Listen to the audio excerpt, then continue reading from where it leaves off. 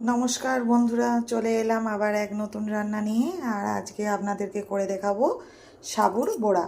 পুজোর দিনে সম্পূর্ণ নিরামিষ সাবুর এই বড়া। আর এই সাবুর বড়া করার জন্য লাগবে সাবুটাকে আমি বড় দানার সাবু নিয়েছি, এটাকে ভিজিয়ে রেখে দিয়েছিলাম। তারপরে এটাকে জল ঝরানোর জন্য একটা ছাঁকনিতে আমি নিয়ে জল ঝরিয়ে নিচ্ছি। আর এই বড়া বানানোর জন্য আমার লাগবে আলু, সেদ্ধ আলু। আমি একটা আলুকে দুফালি করে সেদ্ধ করে নিয়েছি। লাগবে আদা কুচি, কাঁচা লঙ্কা কুচি, বাদাম, এটা ভাজা শুকনো খোলায় ভাজা বাদাম। এটাকে একটু আমি ক্র্যাশ করে নেব, ভেঙে নেব। সেদ্ধ আলুটাকে আমি গ্রেট করে নিয়েছি। আর গ্রেট করে নেওয়ার কারণ একটাই, কারণ এটা যখন সাবুর বড়া বানাবো যাতে এর মধ্যে ডালা ডালা না থাকে, তার জন্য এটাকে সেদ্ধ আলুটাকে গ্রেট করে নিয়েছি। আর লাগবে ধনেপাতা কুচি। সাবুর জল ঝরিয়ে নিয়েছি, এবার এটাকে মাখিয়ে নেব। এটা একটা পাত্রের মধ্যে ঢেলে নেব। এবার এর মধ্যে দিয়ে দেব গ্রেট করা আলু।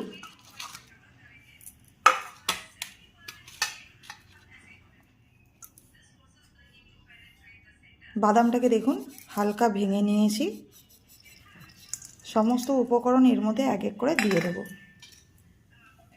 দেব আদা কুচি, কাঁচা লঙ্কা কুচি,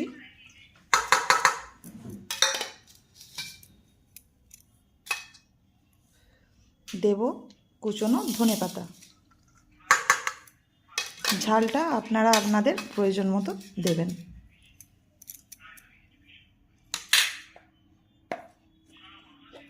একই সাথে দিয়ে দেব পরিমাণ মতো নুন।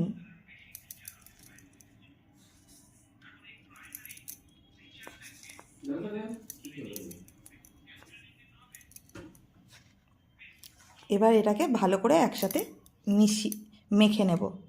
আর এটাকে হাতে করেই মাখবো। বলতে ভুলে গিয়েছিলাম, একই সাথে দিয়ে দেব শুকনো খোলায় ভেজে রাখা জিরে গুঁড়ো। জিরেটাকে শুকনো খোলায় ভেজে নিয়ে গুঁড়ো করে নিয়েছিলাম। এবার একসাথে ভালো করে মেখে নেব। দিয়ে দেব হালকা অল্প করে হলুদ গুঁড়ো। খুব বেশি দেব না, খুব অল্প পরিমাণেই দেব হলুদটা। দিয়ে এবার এটাকে আরও একটু ভালো করে মেখে নেব। এর মধ্যে দেব অল্প পরিমাণে চালের গুঁড়ো। এটা চাইলে দিতেও পারেন, নাও পারেন। আমি দিলাম একটু হালকা অল্প করেই দিলাম, ক্রিস্পি হবে, খেতে ভালো লাগবে, তার জন্য বাইন্ডিংটাও ভালো হবে, ওই জন্য খুব বেশি পরিমাণে দিলাম না, অল্প পরিমাণে দিলাম। এটাকে এবার ভালো করে মেখে নেব।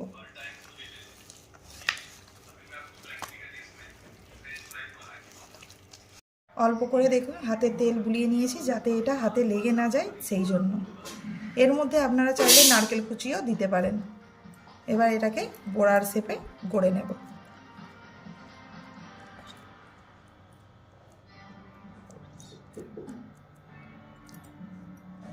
দেখুন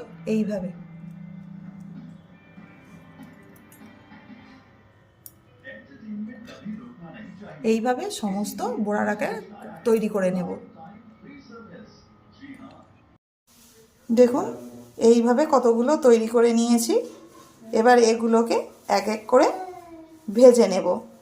আর এটা খুব অল্প তেলেই ভাজবো, বেশি তেল দিয়ে ভাজবো না।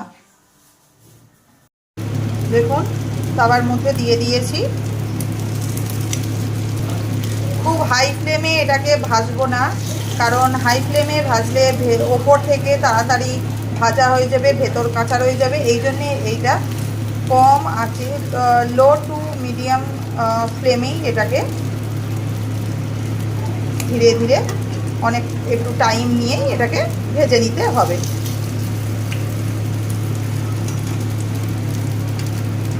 নিরামিষ দিনে এই সাবুর বড়া অসম্ভব ভালো লাগে খেতে। চায়ের সাথে শুধু মুখে এমনিতেও এটা খুব ভালো লাগে। কেউ বাড়িতে আসলে অনেকেই আছেন যারা পেঁয়াজ রসুন খান না, কি করবেন ভেবে পাচ্ছেন না। সাবু থাকলে একবার অবশ্যই এইভাবে আপনারা এইটা বাড়িতে বানাবেন। আর অতিথিদেরকে খাইয়ে দেখবেন, অবশ্যই ভালো লাগবে। এটা অপূর্ব স্বাদের হয় খেতে, ভালোও লাগে। এটাকে এবার আস্তে আস্তে একটু টাইম নিয়ে এগুলোকে লাল লাল করে ভেজে নেব।